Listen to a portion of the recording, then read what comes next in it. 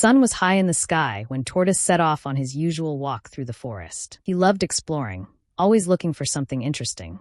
The village of Tama was peaceful, but Tortoise's heart longed for adventure. As he walked, his sharp eyes caught a strange glint beneath a mango tree. He stopped, curious.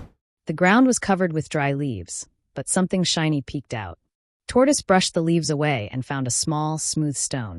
It was black with tiny silver lines running across it, like little rivers.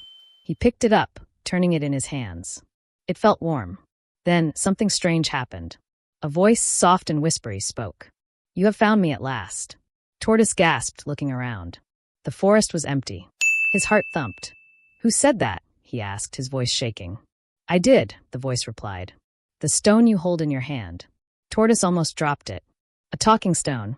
Impossible. But the voice was real. "Take me with you," the stone whispered. "I can tell you things no one else knows." Tortoise hesitated. His shell felt tight with worry, but curiosity won. He slipped the stone into his pouch and hurried back to the village. That night, as he lay in his small hut, he took out the stone again. "Are you truly alive?" he asked. "I am more than alive," the stone whispered. "I know secrets. I know the truth hidden in shadows." Tortoise's heart pounded. "What secrets?" The stone's voice dropped lower. "The chief has lied to the village. The biggest secret of all is buried beneath the old baobab tree." Tortoise's eyes widened. A lie? A hidden secret? He had to find out the truth. The next morning, Tortoise waited until the village was busy. Then, he slipped away to the giant baobab tree in the middle of the village.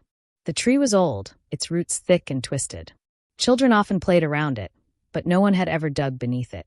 Tortoise took a small stick and began to dig near the roots. The ground was dry, but after a few minutes, he hit something hard. His breath caught. He dug faster, his heart racing. Then he saw it. A wooden chest, buried deep in the earth. Tortoise's hands shook as he pulled it out. The wood was dark and covered in strange carvings. He reached out, his fingers hovering over the lid.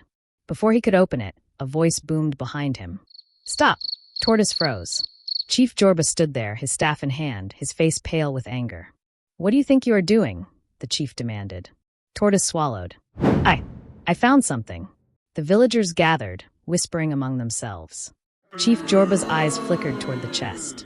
"That is not for you to open," he said. "But why?" Tortoise asked.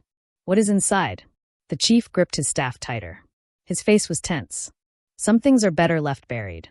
The stone in Tortoise's pouch grew warm. "Do not believe him," it whispered. "Open the chest." Tortoise's claws dug into the wood. His heart was racing.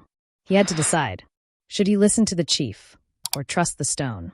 If you want to know what happens next, subscribe for another story.